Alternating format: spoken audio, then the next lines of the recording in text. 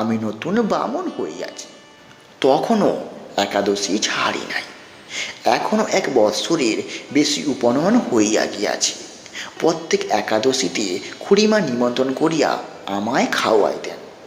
নিজের হাতে আমার জন্য খাবার করিয়া রাখেন। কোনোদিন মোহনভোগ, কোনোদিন নিমকি কচুরি, বইকালে বেড়াইতে গেলে কাছে বসিয়া যত্ন করিয়া খাইতে দেন। অনেক রকম ব্রত করিতেন। তার ব্রতের বামন আমি নিজেই। পৈতেও পয়সা কত জমা হইয়া গেল খুড়ির জন্য। আমিও অবসর পাইলে খুড়িমার কাছে ছুটিয়া চলিয়া যাইতাম। ছাদের কোণে বসিয়া কত আবোল তাবোল বকিতাম তার সঙ্গে। বই পড়া শোনাইতাম।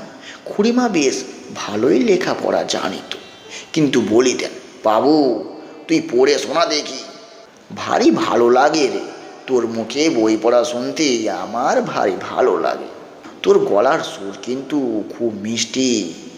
আমাদের গ্রামে সেবার নিমাই সন্ন্যাস পালা হইয়াছিল বারোয়ারিতে। পালটার মধ্যে বিষ্ণুপ্রিয়ার একটা গান চমৎকার লাগিয়াছিল বলিয়া শিখিয়া লইয়াছিলাম এবং বেশ ভালোভাবে গাইতেও পারিতাম। নয়নে কখনো হেরিব না নাথ, দেখা হবে মনে মনে, আমার নিশিত স্বপনে এসো, এসো আমার তন্দ্রা আবরণে। খুড়িমা প্রায় বলিতেন, বাবু সেই গানটা গাও তো। গ্রামের লোকে অনেকে কিন্তু খুড়িমাকে দেখিতে পারে না। আমার কানে এরকম কথা অনেকও আছে।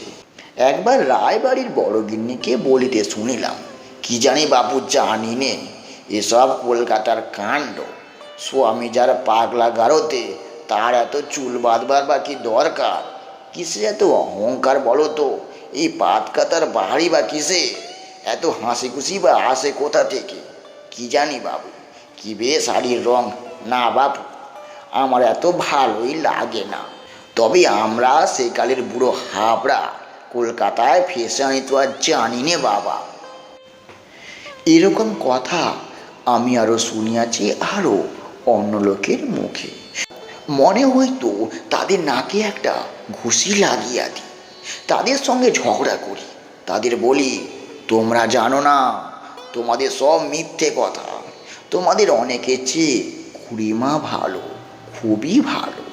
কিন্তু যাহারা বলে তাহারা গ্রাম সম্পর্কে গুরুজন, বয়স অনেক বেশি, কাজেই চুপ করিয়া আমি থাকিতাম।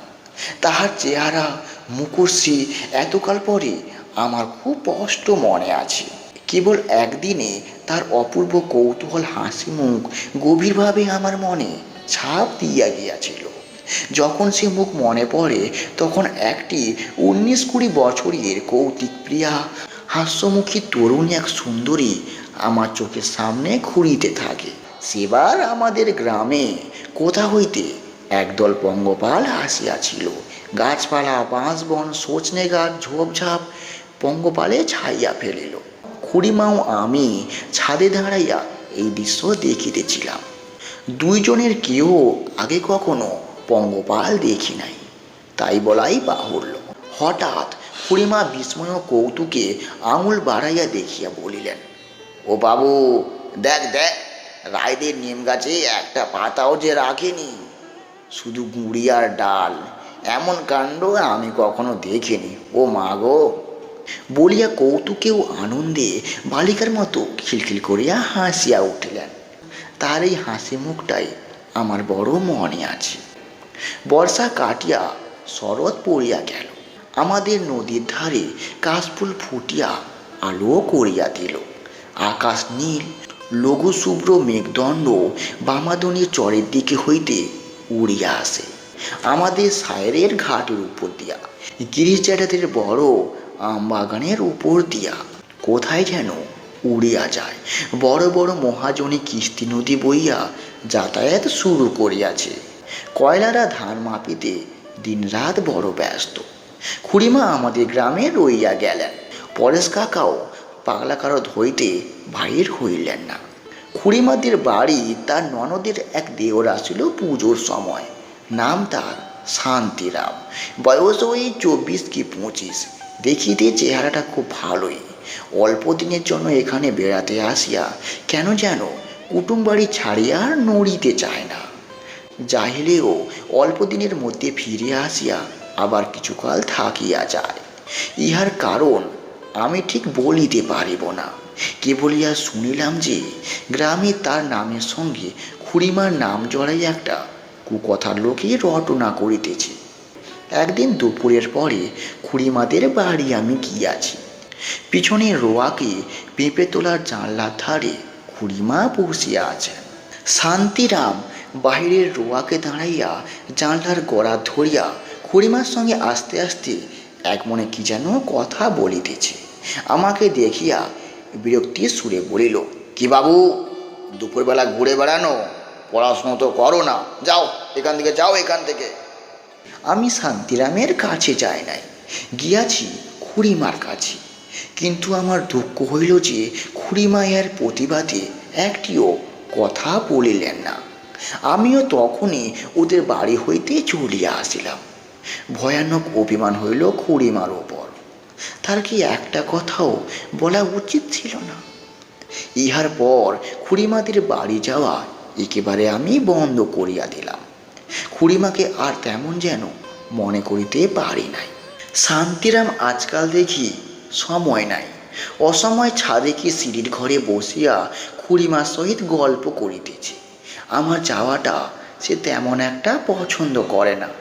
খুড়িমাও যেন শান্তিরামের কথার উপর কোনো কথা বলিতে পারে না। খুড়িমার নামে পাড়ায় পাড়ায় যে কথা রটনা হইতেছে তাহা আমার কানে প্রতিদিনই যায়। লক্ষ্য করিলাম খুড়িমার ওপর আমার ইহার জন্য কোনো রাগ নেই, যত রাগ শান্তিরামের ওপর। সে দেখিতে ফর্সা, বেশ শহরে ধরনের, গোছালো কথাবার্তা কয় বটে, কিন্তু হয়তো তার এই ফিটফাট সাজগোজের দরুন হোক, কিংবা তার শহর অঞ্চলের বুলির জন্য হোক, কিংবা তার ঘন ঘন বার্সাই খাওয়ার দরুন হোক, লোকটাকে প্রথম দিন হইতে আমি কেমন যেন ঠিক পছন্দ করিতে পারি নাই। কেমন যেন মনে হইয়াছিল এই লোক মোটেও ভালো সুবিধার নয়। একদিন চৌধুরী বাড়িদের পুকুর ঘাটে বাঁধানো রানায় সর্ব চৌধুরী ও কালীময় বাড়ুজি কি যেন একটা কথা বলিতেছিল। আমি পুঁটি মাছ ধরার ছিভাতে মাছ ধরতে গিয়াছি। আমাকে দেখিয়া উহারা কথা বলা বন্ধ করিয়া দিল। আমি বাঁধানো ঘাটে নামিয়া মাছ ধরিতে বসিলাম। সর্ব চৌধুরী বলিল, তাই তো, ছোড়াটা যে আবার এখানে। কালীময় জ্যাঠা বলিলেন, বল বল, ও ছেলে মানুষ কিছুই বোঝে না। সর্ব চৌধুরী বলিল, এখন আর কি করবে, এর একটা বিহিত করতে হয়। গাঁয়ের মধ্যে আমরা এমন হতে দিতে পারি না। একটা মিটিং ডাকো তো। পরেশের বউ সম্বন্ধে এমন সব হয়ে উঠেছে যে কান পাতাও যায় না। নরেশকে একখানা চিঠি লিখিতে হয় তার চাকুরি স্থানে, আর এই শান্তিরাম নাকি ওকেও একটু শাসন করে দিতে হয়। কালীময় জ্যাঠা বলিলেন, শাসন টাসন আর কি রে, ওকে যে গ্রাম থেকে চলে যেতে হবে, না হয় আচ্ছা করে আমরা উত্তম মধ্যম দেব। নরেশ কি আর চাকুরি ছেড়ে আসবে একটুখানি শাসন করতে রে? সে এখন বাড়িতে নাই, আমরাই হলাম তার অভিভাবক। সর্ব চৌধুরী বলিলেন, ছুরিটাও নাকি বড্ড বাড়ি আছে শুনতে পাই। আবার কালীময় জ্যাঠা বলিলেন, তাই তো শুনছি, বয়সটা খারাপ কি না, তাতে স্বামী ওই রকম।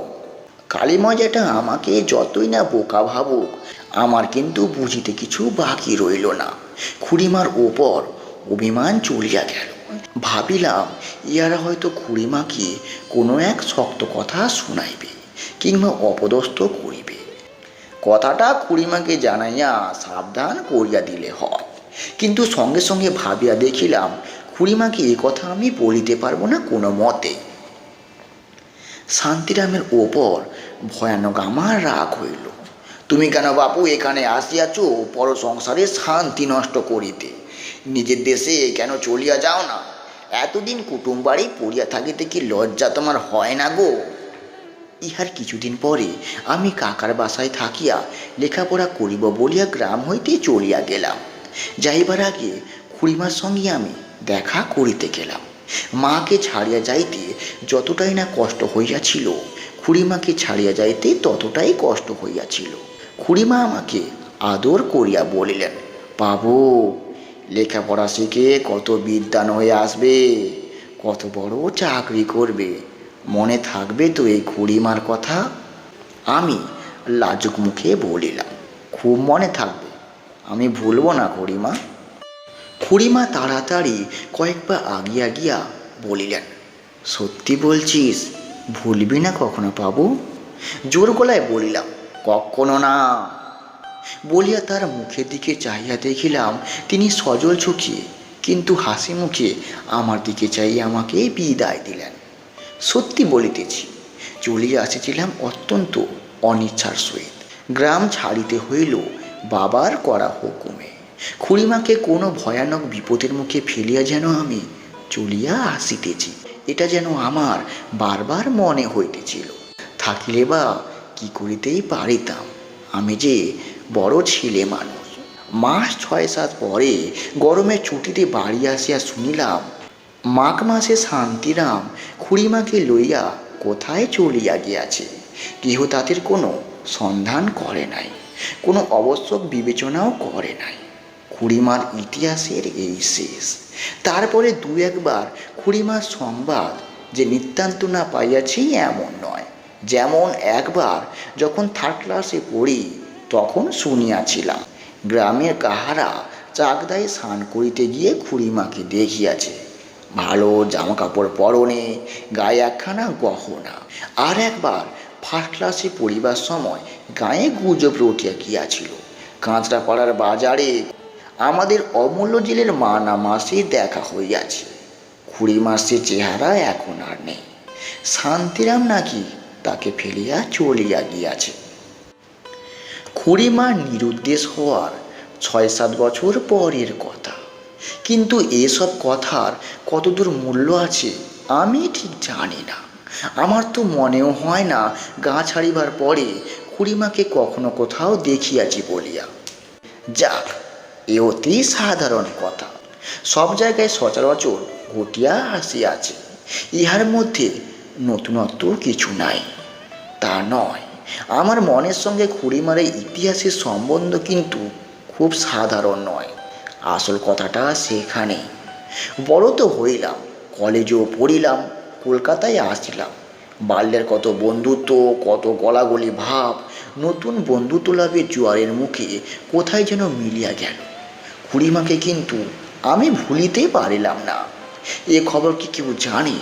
কলেজের ছুটিতে দেশে ফিরিবার সময় নৈহাটি কি কাঁচরাপাড়া স্টেশনে গাড়ি আসিলে কতবার ভাবিয়াছি এইসব জায়গায় কোথাও হয়তো খুড়িমা আছেন। নামিয়া কখনো আমি অনুসন্ধান করি নাই বটে, কিন্তু অত্যন্ত ব্যাকুল হইয়া ভাবিয়াছি তার কথা। কলিকাতায় কোনো কুপলির সহিত কোনো যোগ তাহাকে দেখা গিয়াছে বলিয়া গুজব রটাইয়াছিল।